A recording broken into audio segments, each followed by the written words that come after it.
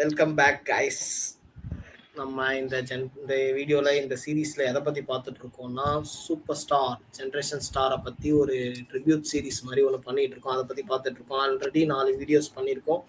கண்டிப்பாக அந்த 4 வீடியோஸையும் பார்த்துட்டு வாங்க. நம்ம சேனலோட பயோவில் இருக்கும் அந்த 4 வீடியோவும். இப்போ நம்ம லாஸ்ட்டாக இந்த வீடியோவில் எந்த கொஸ்டினோட முடித்தோம்னா, ரஜினியோட ஆன் ஸ்க்ரீன் ப்ரெசன்ஸ் பிடிக்குமா, ஆஃப் ஸ்க்ரீன் ப்ரெசன்ஸ் பிடிக்குமா, எது உங்களுக்கு ரொம்ப பிடிக்கும், அது ரெண்டுத்துக்கான ஒரு டிஃபரன்ஸ் இல்லை எப்படி வேணாலும் சொல்லலாம். அது ரெண்டுத்தை பற்றி டிஸ்கஸ் பண்ணுறது தான் லாஸ்ட்டாக ஒரு கேள்வியாக கேட்டிருந்தோம். அதே கேள்வியோட இந்த வீடியோவை ஸ்டார்ட் பண்ணுறேன். சொல்ல அரேந்தா. இப்போ எனக்கு வந்து ரொம்ப பிடிச்சது தலைவருக்கு என்னன்னு பார்த்தீங்கன்னா ஆஃப் ஸ்க்ரீனில் தான். ஏன்னு வச்சுக்கங்களேன், இப்போ நம்மளே வச்சுக்கிட்டோம்னா, நான் வந்து இப்போ ரஜினி இடத்துல நான் இருக்கேன்னா, நான் வந்து அவர் மாரி ஒரு சொட்ட தலையோட வெளில வரமாட்டேன். விக்க வச்சுட்டு தான் வெளில வருவேன். ஆனால் அவர் வந்து அதை வந்து இப்போ வரைக்கும் அதை வந்து அது ஒரு பெரிய இழப்பாகவே அவர் வந்து கருதவே இல்லை. அவர் எப்போதுமே வந்து அந்த ஒயிட் அண்ட் ஒயிட் ட்ரெஸ்ஸு இல்லாட்டி ஒரு டிஷர்ட்டு, இந்த மாதிரி ஒரு காமன் மேன் எப்படி இருப்பானோ அதே மாதிரி தான் இப்போ வரைக்கும் அவர் இருக்காரு. எனக்கு வந்து அந்த குவாலிட்டி வந்து அவர்கிட்ட எனக்கு ரொம்ப பிடிச்சது. ஏன்னா வந்து இப்போ எல்லாருமே லைட்டா வந்து முடி இதாயிட்டாவே அதை வந்து பெரிய விஷயமா பாக்குறாங்க. ஆனா அவர் வந்து அவர்கிட்ட மணி இல்லாத காசு எவ்வளவு இருக்குன்னு தெரியும், பணம் எவ்வளவு இருக்குன்னு தெரியும்.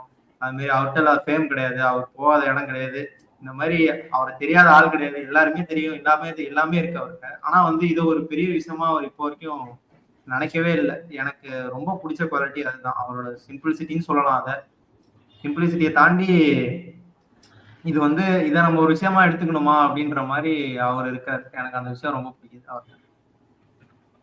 ஓகேடா. இந்த பாலாஜி, நீ சொல்ற பாலாஜி, நீ என்ன நினைக்கிற? கண்டிப்பா அவரு எனக்கு பொறுத்த வரைக்கும் ஆஃப் ஸ்கிரீன்ல அவர் ஒரு தனியான ஒரு சிம்பிள் மேன் அப்படின்னு இருந்தாலுமே, ஆன் ஸ்கிரீன்ல தான் அவரோட ஆக்டிங்ல பார்த்தானா நம்ம அவருக்கு பிடிக்க வச்சது ஃபர்ஸ்ட். ஆஃப் ஸ்கிரீன் அடுத்து தானே நம்ம பார்ப்போம்.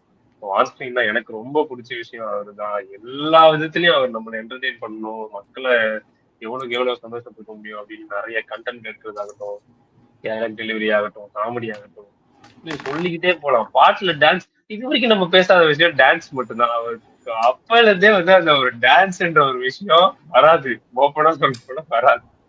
ஆனா அது வந்து அவர் ஒரு ஸ்டைலா நமக்கு கொண்டு வரப்பட்டதுதான் பிளஸ். நான் ஒரு இதா கிண்டலா சொல்லல, வராதுன்றது உண்மை. ஆனா அந்த உண்மையை வந்துட்டு அவரு நிதாசனப்படுத்தினாரு.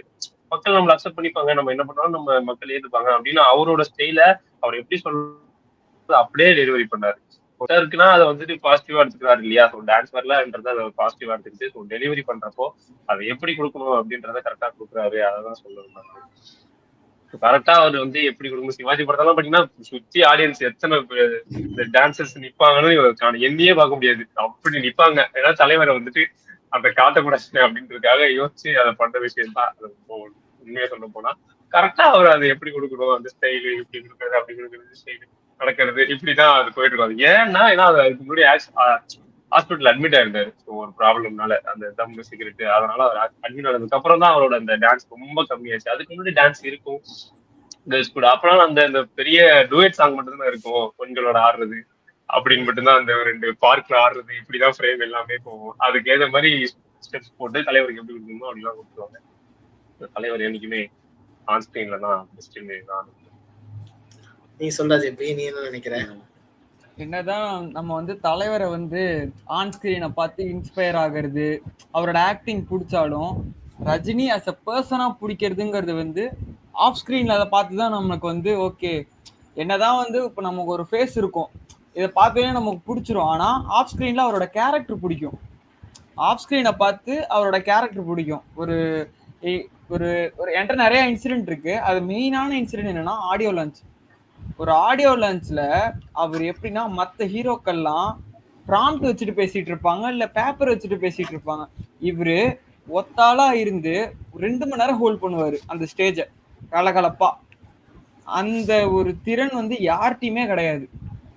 ஸோ அது ஒரு பிக் ஃபேக்டரா பாக்குறேன். இன்னொரு ஃபேக்டர் என்னன்னா, ஃபங்க்ஷன்ல வந்து அவரு ஸ்டேஜ்ல வந்து பேசிட்டு இருக்காரு. அந்த இடத்துல வந்து கமல், பெரிய பெரிய ஆக்டர்ஸ்லாம் இருக்காங்க. அப்போ வந்து சொல்றாரு, நான் வந்து இத்தனை பாக்கெட்டு தம் அடிப்பேன் ஒரு நாளைக்கு, சரக்கு அடிப்பேன், என்கிட்ட இல்லாத ஈகோவே கிடையாது அப்படின்னு சொல்லிட்டு பர்சனல் லைஃப்ல இருக்கிறத வச்சு நமக்கு ஒரு அட்வைஸ் கொடுப்பாரு. இப்படிலாம் இருக்காதீங்க, இதனாலதான் நான் வந்து அழிஞ்சேன், நான் வந்து ஆணவத்துல இருந்தேன்னு கூட சொல்லியிருக்காரு. கண்டிப்பா சொல்லியிருக்காரு. ஈகோ இருந்திருக்குன்னு ஒரு மென்ஷன் பண்ணியிருக்காரு. இதெல்லாம் வந்து எத்தனை பேர் சொல்லுவாங்கன்னு எனக்கு சத்தியமா தெரியல. இவ்வளவு வந்து ஓப்பனா வந்து சொல்றது. ஏன்னா இப்போ ஒரு ஆக்டர் வந்து சொல்றாங்கன்னா இன்ஃப்ளூயன்ஸ் ஆகிறதுக்கு ஈஸியா இன்ஃப்ளூயன்ஸ் ஆயிடுவாங்க அவங்க ஃபேன்ஸ். ஆனா ஓகே நம்ம வந்து இந்த ஒரு விஷயத்த ஷேர் பண்ணா அவங்க ஒரு சேஞ்ச் வரும் அப்படின்னு சொல்றது வந்து எனக்கு அது ஒரு பெஸ்ட் குவாலிட்டியா நான் பாக்குறேன் தலைவர்கிட்ட ஆஃப் ஸ்கிரீன்ல. கண்டிப்பா கண்டிப்பா. இதுல நான் வந்துட்டு உங்க 2 பேருக்கும் அகைன்ஸ்டா போய் பாலாஜியோட சைடு தான் நான் போறேன். எனக்கும் வந்து ஆன் ஸ்கிரீன் தான் ரொம்ப பிடிக்கும். அது ஒரு மேஜிக்டா. அது என்னதான் ஆஃப் ஸ்கிரீன்ல குவாலிட்டி இருந்தாலும் நம்ம ஆன் ஸ்கிரீன்ல வந்து அவர் அந்த தலைமுடி இல்லாதப்பையும் பார்த்துட்டு ஆன் ஸ்கிரீன்ல போயிட்டு அப்படி செய்யக்குள்ளதான் அது ஒரு மேஜிக்கா தெரியுது. எனக்கு வந்து அவரோட ஆன் ஸ்கிரீன்ல பார்க்க தான் எனக்கு வந்து ரொம்ப எந்தூசியாசமா இருந்தது. ஏன்னா அங்கதான் வந்து நம்மளோட அவர் வந்து ரியல் டைம்ல ஹம்பிளா இருக்காரு, சிம்பிளா இருக்காரு, எல்லாமே ஓகே. பட் ஆனா நம்ம லைஃப்ல பண்ணணும் இல்ல பண்ண முடியாத விஷயங்களை வந்து அவர் ஆன் ஸ்கிரீன்ல பண்ணக்குள்ளதான் நமக்கு வந்து அது இன்னும் வந்து அவர் மேல இன்னும் ஈர்ப்பு அதிகமா ஈர்க்குது. அதனால வந்து இதுல வந்து எனக்கு பாலாஜியோட ஒத்து போகுது. அதேதான் எனக்கு வந்து ஆன் ஸ்கிரீன் பிரசன்ஸ் தான் ரொம்ப பிடிக்கும். அவர் வந்து ஸ்கிரீன்ல வந்தாலே அது ஒரு ஸ்டைலு, அது ஒரு மாஸ் தான். அதுதான் வந்து நமக்கு பாக்குறதுக்கு செமையா இருக்கும். என்னதான் ஆஃப் ஸ்கிரீன்ல வந்து அவர் வந்து பெஸ்ட் குவாலிட்டி ஹம்புலா இருந்தாலும் ஆஃப் ஸ்கிரீன்ல அப்படி பார்த்துட்டு அவர் ஆன் ஸ்கிரீன்ல அப்படி பார்க்கக்குள்ள அப்படியே அந்த எப்படி சொல்றது ஒரு ஒன்னா இருக்கிறது 10 தெரியுற மாதிரி இருக்கும் ஆன் ஸ்கிரீன்ல. அந்த மாதிரிதான் எனக்கு தோணுது. அதனால வந்து எனக்கு ஆன் ஸ்கிரீன் பிரசன்ஸ் தான் ரொம்ப பிடிக்கும். ஸோ அப்படியே நம்ம இந்த கேள்வியை முடிச்சுட்டு அடுத்ததா வந்து அடுத்த கேள்வியோட இந்த இந்த வீடியோ வந்து நம்ம முடிச்சுக்கலாம். அடுத்த கேள்வி என்னன்னா ரஜினியோட ஆன் ஸ்டேஜ் ஸ்பீச்சஸை பத்தி நீங்க என்ன நினைக்கிறீங்க அப்படின்றத வந்து இந்த வீடியோல வந்து கமெண்ட் பண்ணுங்க.